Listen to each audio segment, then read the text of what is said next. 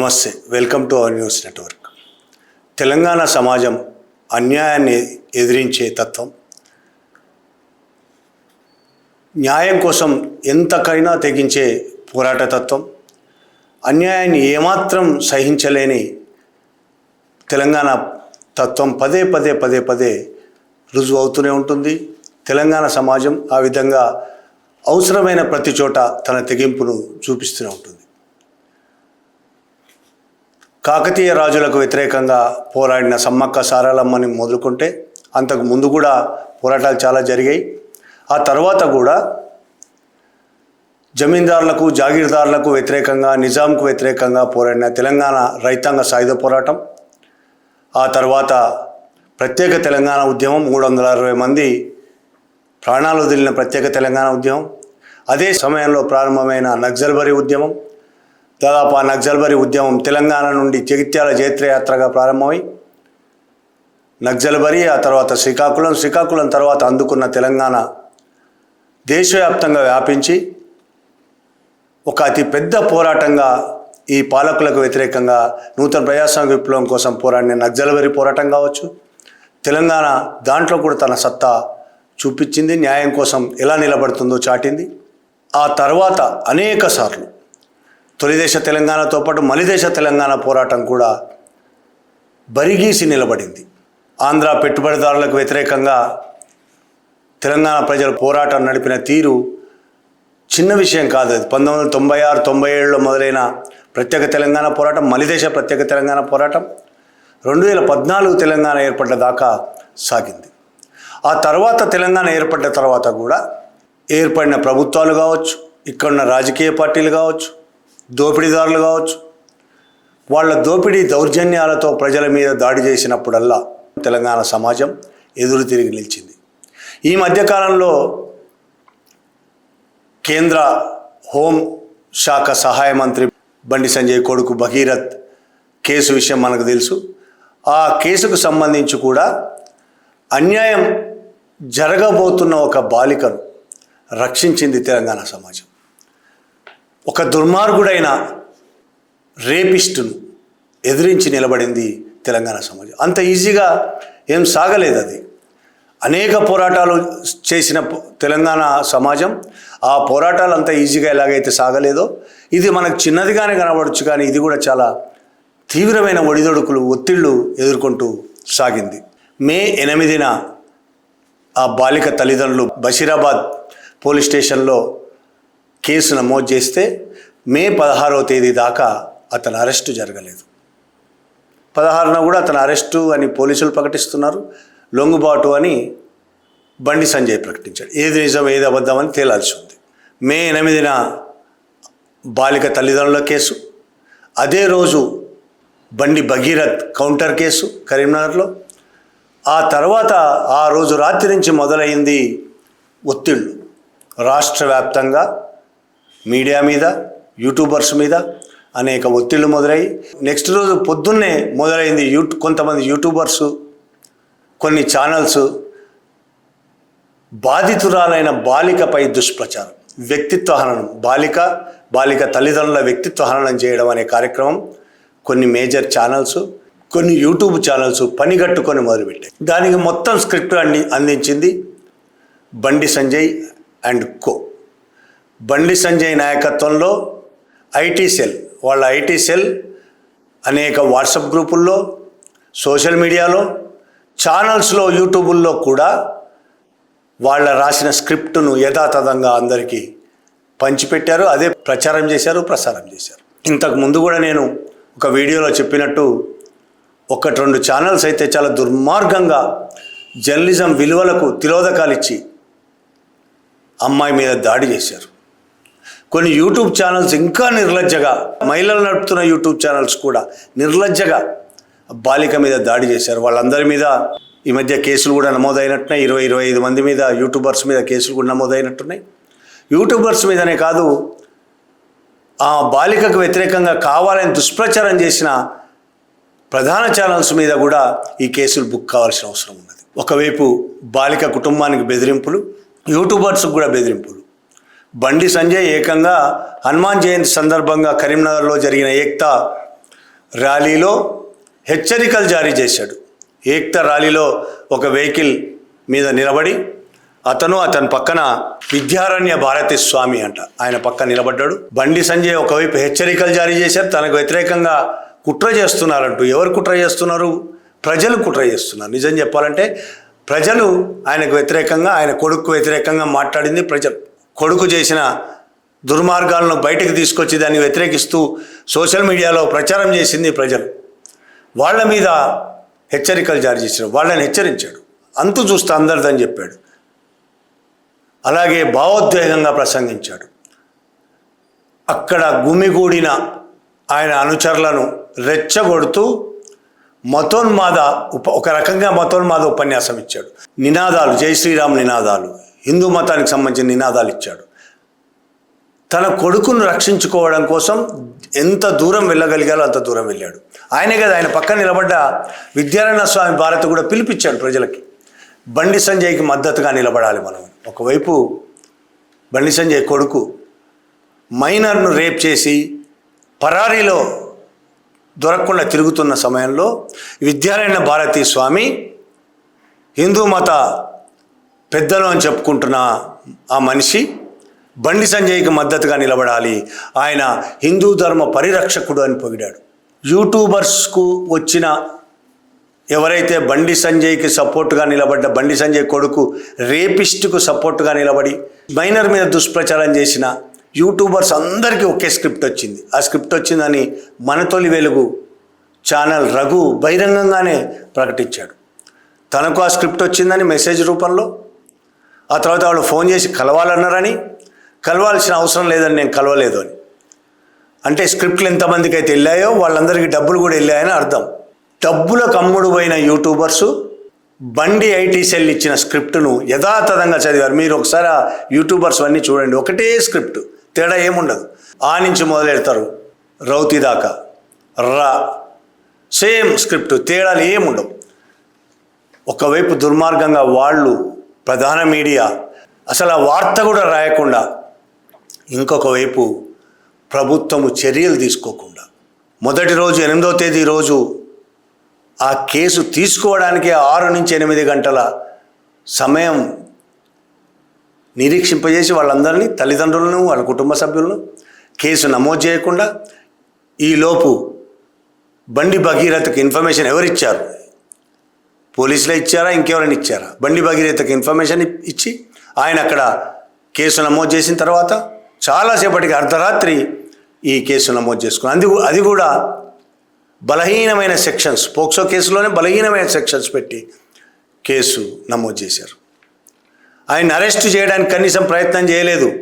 ఏమన్నంటే ప్రధాని మోడీ వచ్చాడు, మోడీ కార్యక్రమంలో 10,000 మంది పోలీసులు బిజీగా ఉన్నారు. రాష్ట్రం మొత్తం బిజీగా ఉంది మోడీ పర్యటనలోనే. రేపులు జరగవచ్చు, ఆ టైంలో మర్డర్లు జరగవచ్చు, దొంగతనం ఏమైనా జరగవచ్చు. మోడీ వచ్చిందంటే అన్ని ఎవరైనా ఏమైనా చేసుకోవచ్చు. అదే వాళ్ళు చెప్తున్న మాటలకు అర్థం అదే. మరి మోడీ వచ్చాడు కాబట్టి మేము చేయలేదు. ఇంకా మోడీ కూడా ఇది బయటపడ్డ తర్వాత ఇంత గొడవ జరుగుతుంటే మోడీ వచ్చి ఆయన పక్కన బండి సంజయ్ని కూర్చోబెట్టుకున్నాడు. బండి సంజయ్ పక్కన రేవంత్ రెడ్డి కూడా కూర్చున్నాడు. బండి సంజయ్ని ఒకవైపు రేవంత్ రెడ్డి కూర్చొని మోడీ కూడా బండి సంజయ్ని పక్కన కూర్చోబెట్టుకొని ఏం సిగ్నల్ ఇవ్వదలుచుకున్నాడు ఈ దేశానికి? మైనర్ మీద రేప్ చేశాడు అనే కేసు బుక్ అయిన తర్వాత మోడీ సహాయ మంత్రిని తన పక్కన కూర్చోబెట్టుకున్నాడు. తన కొడుకును రక్షించుకోవడానికి ఎన్ని ప్రయత్నాలు చేయాలని ప్రయత్నాలు చేస్తున్నారు. బెదిరిస్తున్నారు. ఆయన మనుషులు అనేక మందిని బెదిరిస్తున్నారు. యూట్యూబర్స్ను బెదిరిస్తున్నారు. సోషల్ మీడియాలో రాస్తున్న వాళ్ళని బెదిరిస్తున్నారు. దుష్ప్రచారం చేస్తున్నారు. అమ్మాయి వ్యక్తిత్వహననం చేస్తున్నారు. కుటుంబం వ్యక్తిత్వహననం చేస్తున్నారు. అట్లాంటి వాళ్ళ పక్కన వీళ్ళు కూర్చొని మాట్లాడుతున్నారు. కనీసం రేవంత్ ప్రభుత్వం అరెస్ట్ చేయడానికి కూడా సాహసించలేదు. ఎప్పుడు అరెస్ట్ చేసింది? ఎప్పుడైతే బషీరాబాద్ పోలీస్ స్టేషన్లో కేసు నమోదు చేసుకున్న తర్వాత అరెస్ట్ చేయలేదో, 8వ తారీఖు రాత్రి కేసు నమోదైంది, 9వ తారీఖు వదిలేసి 10వ తారీఖు నుంచి 9 నైట్ నుంచి అనుకుంటా రాష్ట్రంలో ఇంకొక వైపు ఇంత దుర్మార్గం జరుగుతుంటే ఒకవైపు ఆ అమ్మాయి మీద విపరీతమైన దాడి చేస్తూ భగీరథను రక్షించడానికి అందరూ ఏకమై, పెద్దలందరూ ఏకమై, మీడియా కూడా వాళ్ళతో చేతులు కలిపి లక్షల రూపాయలు వెదజల్లుతూ ఒకవైపు ప్రయత్నాలు జరుగుతుంటే తెలంగాణ సమాజం నిలబడింది 10వ తారీఖు నుంచి, నిజం చెప్పి 9వ తారీఖు రాత్రి నుంచి అనేక మంది మహిళలు పేట్ బషీరాబాద్ పోలీస్ స్టేషన్లు చుట్టుముట్టారు. పోలీసులకు వ్యతిరేకంగా నినాదాలు చేశారు. తక్షణం అరెస్ట్ చేయాలని. అరెస్ట్ చేసే ప్రయత్నమే చేయట్లేదు పోలీసులు. సుందరయ్య విజ్ఞాన కేంద్రంలో మహిళా సంఘాలన్నీ కలిపి రౌండ్ టేబుల్ కాన్ఫరెన్స్ నిర్వహించాయి. అదే రోజు సోమాజిగూడ ప్రెస్ క్లబ్లో తెలంగాణ క్రాంతిదళ ఆధ్వర్యాన్ని అక్కడ రౌండ్ టేబుల్ సమావేశం ఏర్పాటు చేశారు. రేవంత్ రెడ్డి తక్షణం ముఖ్యమంత్రి పదవిని రాజీనామా చేయాలి. ఇప్పుడు మనల్ని తీసుకుపోమని చెప్పు. రేవంత్ రెడ్డి ఇంట్లోనే బండి సంజయ్ కొడుకున్నాడు, వాళ్ళని తీసుకపో. రూమ్ చూపి కెమెరాలు పెట్టు, లేడని చెప్పి చూపి, మరి ఎక్కడ ఉన్నాడో ఇక పోలీసు వాళ్ళే పట్టుకుంటారు. ఎక్కడికక్కడ ప్రజలను ఆర్గనైజ్ చేసుకోవడానికి ప్రజా సంఘాలు ప్రయత్నాలు చేస్తున్నాయి. పార్టీలు కాదు, ఇక్కడ పార్టీలు మొత్తం బండి సంజయ్కి మద్దతుగా నిలబడ్డాయి. ప్రజా సంఘాలు, కమ్యూనిస్ట్ పార్టీల ప్రజా సంఘాలు, బీఆర్ఎస్ సంఘాలు కూడా కొంతమేరకు నిలబడ్డాయి. నిజంగా బీఆర్ఎస్ నిలబడ్డం అనేది ఒక రకంగా మంచిదైంది ఈ మొత్తం వ్యవహారం. కానీ బీఆర్ఎస్ కంటే ఎక్కువగా ప్రజలు నిలబడ్డారు. ప్రజా సంఘాలు నడుము బిగించినాయి. రౌండ్ టేబుల్ సమావేశం తర్వాత ఎక్కడికక్కడ రాష్ట్ర వ్యాప్తంగా ఆందోళనలు మొదలైనవి. ర్యాలీలు, ధర్నాలు, సభలు, నిరసన ప్రదర్శనలు, దిష్టిబొమ్మ దగ్ధాలు, ఒకటి కాదు రకరకాల పద్ధతుల్లో ప్రజలు నిరసన ప్రదర్శన తెలియడం మొదలుపెట్టింది. ఆశ్చర్యంగా ఇంత జరుగుతూ ఉంటే కాంగ్రెస్ పార్టీ నుంచి ఒక్క స్టేట్మెంట్ కూడా రాలేదు బాలికకు మద్దతుగా కానీ, బండి భగీరథని అరెస్ట్ చేయాలని డిమాండ్తో కానీ కాంగ్రెస్ పార్టీలోని మహిళలు మాత్రం గాంధీ భవన్లోనే ఒక ప్రెస్ మీట్ పెట్టారు. ఎమ్మెల్యే పద్మావతి, ఇంకొంతమంది మహిళా కాంగ్రెస్ నేతలు గాంధీ భవన్లో ప్రెస్ మీట్ పెట్టి బాలికకు మద్దతు ప్రకటించారు. కొంత నయం ఇది మిగతా వాళ్ళతో పోల్చుకుంటే. రాష్ట్ర వ్యాప్తంగా అంబేద్కర్ విగ్రహం దగ్గర, హైదరాబాద్లోని అంబేద్కర్ విగ్రహం, సెక్రటేరియట్ దగ్గర ఉన్న అంబేద్కర్ విగ్రహం, ట్యాంక్ బండ్ దగ్గర ఉన్న అంబేద్కర్ విగ్రహం, ప్రతిరోజు ధర్నాలు జరిగినాయి అక్కడ. రాష్ట్ర వ్యాప్తంగా కూడా CPI, CPM, CPIML, new democracy, mass line, BRS, ఇతర ప్రజా సంఘాలు, చాలా రకాల ప్రజా సంఘాలు, క్రాంతిదళతో సహా అందరూ అనేక రకాలుగా పోరాటంలోకి దూకారు. బండి సంజయ్ ఆయన కంపెనీ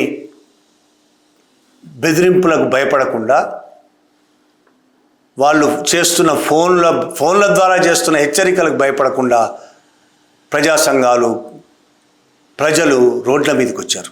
అదే సమయంలో భగీరథ్ కనబడడం లేదు. పోలీసులు ఏం చెప్పారు? చివరికి సిట్ వేసింది రేవంత్ ప్రభుత్వం, సిట్ వేస్తున్నాను ప్రకటించింది.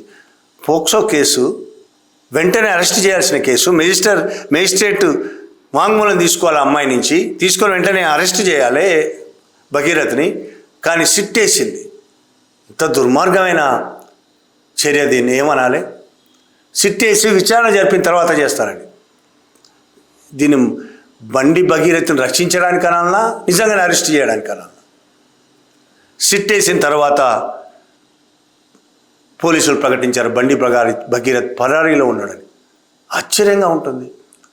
కేంద్ర హోంశాఖ సహాయ మంత్రి కొడుకు పరారీలో ఉన్నాడు. పరారీలో ఉన్నాడా లేదా తెలుసుకోవడానికి ఆ రోజు పోలీసులు బండి సంజయ్ ఇంట్లో వెతికారా? బండి సంజయ్ బంధువుల ఇంట్లో వెతికారా? కరీంనగర్ ఇల్లు కానీ, జూబ్లీహిల్స్ ఇల్లు కానీ, బంధువుల ఇల్లు కానీ వెతికారా? అసలు ప్రయత్నం చేశారా? చేయకుండానే పరారీలో ఉన్నాడని ప్రకటించారు. పరారీలో ఉన్నాడని అనగానే హైదరాబాద్లో చాలా చోట్ల బండి భగీరథ్ ఫోటో వేసి పరారీలో ఉన్నాడు, కనబడటం లేదు అని ప్రజలు స్వచ్ఛందంగా పోస్టర్లు ప్రింట్ చేసేసారు. ఒక్క హైదరాబాద్లోనే పదుల సంఖ్యలో కుక్కట్పల్లి, యాకత్పుర అంటే మనకి ఓల్డ్ సిటీ, మనం అట్లా ఇటువంటి జరుగుతాయని కూడా ఊహించలేరు చాలామంది. కానీ ఓల్డ్ సిటీలో ప్రజలు కూడా అన్యాయాలను సహించేవాళ్ళు కాదు, అక్కడి వాళ్ళు కూడా. యాకత్పుర, మలక్పేట్, ఐఎస్ సదన్, సంతోష్ నగర్, వనస్థలిపురం, రాగన్నగూడ, ఇట్లా అనేక ప్రాంతాలు, నాగోలు, ఉప్పల్, ఇంకా చెప్పుకుంటూ పోతే హైదరాబాద్లో అనేక ప్రాంతాల్లో పదుల సంఖ్యలో ఒక్కరోజు కాదు, దాదాపు 3-4 రోజుల పాటు రోజు ధర్నాలు, రాస్తారోకోలు, నిరసన ప్రదర్శనలు, డిమాండ్లు జరుగుతూనే ఉన్నాయి.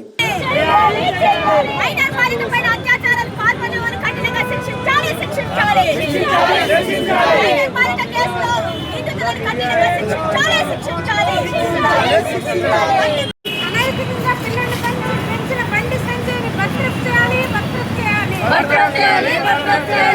బండి సంజయ్ నైతిక బాధ్యత నుంచి రాజీనామా చేయాలి. ఒక్క హైదరాబాద్లో కాదు, రాష్ట్ర వ్యాప్తంగా ఆదిలాబాద్ నుంచి మొదలు పెట్టుకుంటే ఖమ్మం దాకా, ఇటు మహబూబ్నగర్ దాకా, మహబూబ్నగర్లో, నిజామాబాద్లో, వరంగల్లో, నల్గొండలో, ఆమన్గల్, కల్వకుర్తి, నాగర్ కర్నూల్, రంగారెడ్డి జిల్లాలో, ఖమ్మం ప్రతిరోజు ఒక్కరోజు గ్యాప్ లేకుండా ప్రతిరోజు ప్రదర్శన చేశారు. ఒకరోజు ఒక పార్టీ చేస్తే ఒకరోజు ఇంకో పార్టీ చేసి, పార్టీలు అంటే ఇప్పుడు పార్లమెంటరీ పార్టీలు అనుకోకండి, కాంగ్రెస్, బీజేపీ ఇవేం చేయలేదు. సిపిఐ కావచ్చు, సిపిఎం కావచ్చు, వాళ్ళ ప్రజా సంఘాలు కావచ్చు, ఎంఎల్ పార్టీస్ కావచ్చు, న్యూ డెమోక్రసీ, మాస్ లైన్ ఇటువంటి పార్టీలు కావచ్చు, వాటి ప్రజా సంఘాలు, విద్యార్థి సంఘాలు, మహిళా సంఘాలు రోడ్డెక్కినాయి. ప్రతి చోట ఊరేగింపులు తీసిండ్రు, నిరసన ప్రదర్శన చేసిండ్రు, రౌండ్ టేబుల్ సమావేశాలు పెట్టారు, ప్రజలను ఆర్గనైజ్ చేశారు, ప్రజల దగ్గరికి వెళ్ళి చెప్పారు బండి భగీరథ్ ఎంత అన్యాయంగా ప్రవర్తించాడు. అలాగే మీడియా ఆమె మైనర్ కాదు మేజర్ అని ప్రచారం చేయడానికి, నిరూపించడానికి మీడియా ఎంత దారుణంగా దిగజారుతనంతో ప్రయత్నం చేసిందో ప్రజలకు అర్థమైంది. ప్రజలందరూ ఒకవైపు నిలబడ్డారు. పెద్దలందరూ బండి సంజయ్కి, బండి భగీరథ్కు మద్దతుగా నిలబడ్డారు. మీడియా కూడా, ప్రధాన మీడియా మొత్తం బండి సంజయ్, బండి భగీరథ్కు మద్దతుగా నిలబడ్డారు. ఒకటి, బండి భగీరథ్ చేసిన అన్యాయం పట్ల తెలంగాణ సమాజం చాలా ఆవేదనతో కదిలింది, ఆక్రోశంతో కదిలింది, చాలా కసితో బండి సంజయ్ ఆ తర్వాత చేసిన వేషాలతో, తన కొడుకును రక్షించుకోవడానికి ఆయన చేసిన కుట్రలతో, ఒక బాలికను అన్యాయంగా అప్రతిష్ట పాలు చేయడానికి, వ్యక్తిత్వ హననం చేయడానికి Sanjay and co media, YouTubers కలిసి చేసిన కుట్ర మీద కసితో జనాలు కదిలారు. ప్రతి చోట జనాలు కదిలారు. చాలామంది యూట్యూబర్స్ కూడా ఈ పాలకపక్ష యూట్యూబర్స్తో, ప్రజల పక్షాన ఉండే యూట్యూబర్స్ నిలబడ్డారు. వాళ్ళకు వ్యతిరేకంగా, పాలకపక్ష యూట్యూబర్స్కు వ్యతిరేకంగా, బండి భగీరథ్కు వ్యతిరేకంగా, బాలికకు మద్దతుగా ప్రజల పక్షం వహించే యూట్యూబర్స్ నిలబడ్డారు. వాళ్ళకు అనేక బెదిరింపులు వచ్చాయి, ఫోన్ కాల్స్ వచ్చాయి. చుక్కా రామనరసయ్య ఫోన్ కాల్ చాలా ఫేమస్. చుక్కా రామనరసయ్య ఓ పాట రాశాడు భగీరథ్ చేసిన దుర్మార్గం మీద. ఆయనకు వ్యతిరేకంగా బీజేపీ వాళ్ళు ఫోన్లు చేశారు. బండి సంజయ్ ఐటీ సెల్, అది బండి సంజయ్దా బీజేపీలోని ఒక వర్గమా? వాళ్ళు చేసిన దుర్మార్గాలు మామూలువి కాదు, దుష్ప్రచారాలు మామూలువి కాదు. ఆర్గనైజ్డ్గా వాళ్ళు ఆర్గనైజ్డ్గా చేశారు, అందరికీ డబ్బులు వెళ్ళాయి. మీడియా ఆర్గనైజ్డ్గా చేసింది, వాళ్ళకు డబ్బులు వెళ్ళాయి. కొంతమంది యూట్యూబర్స్ ఆర్గనైజ్డ్గా చేశారు, వాళ్ళకు డబ్బులు వెళ్ళాయి. 1,00,000 కోట్ల రూపాయలు ఖర్చు పెట్టారు వాళ్ళు. ఇంకొక వైపు న్యాయం కోసం ప్రాణాలకు తెగించి నిలబడ్డారు చాలామంది. ఇక్కడ డబ్బులు కాదు, న్యాయం కావాలని కోరుకుంది తెలంగాణ సమాజం. మీరు డబ్బులు ఇచ్చినంత మాత్రం లొంగిపోనని నిలబడింది తెలంగాణ సమాజం. ముఖ్యంగా 8వ తారీఖున కేసు పెడితే 10వ తారీఖు కూడా అరెస్ట్ కాకపోవడంతో 10వ తారీఖు నుంచి తెలంగాణలో ఉద్యమాలు, చాలా సీరియస్ ఉద్యమాలు నడిచినాయి. అంతేకాకుండా బాలికకు వ్యతిరేకంగా యూట్యూబర్స్ మొదలుపెట్టిన ప్రచారం, సోషల్ మీడియాలో జరుగుతున్న ప్రచారంతో తెలంగాణ సమాజం చాలా ఆవేదన చెందింది. చాలా ఆవేశం, కట్టలు తెంచుకున్న ఆవేశంతో రోడ్ల మీదకి వచ్చారు. తన కొడుకైనా సరే తప్పు చేస్తే ఒప్పుకొని ఎవరైనా ఒకటే అని మాట్లాడిన బండి సంజయ్, ఆ తర్వాత కొడుకు మద్దతుగా చేస్తున్న వ్యవహారాలు, చేస్తున్న హెచ్చరికలు, అది కూడా ప్రజలను మరింత రెచ్చగొట్టినాయి. సహజంగానే తెలంగాణ ప్రజలకు ఉన్న అన్యాయం పట్ల ఉన్న వ్యతిరేకత, తిరగబడే మనస్తత్వం, ఎంతవరకైనా వెళ్ళి పోరాడాలనే తత్వం ఒక బాలికకు అన్యాయం జరగకుండా కాపాడగలిగినాయి.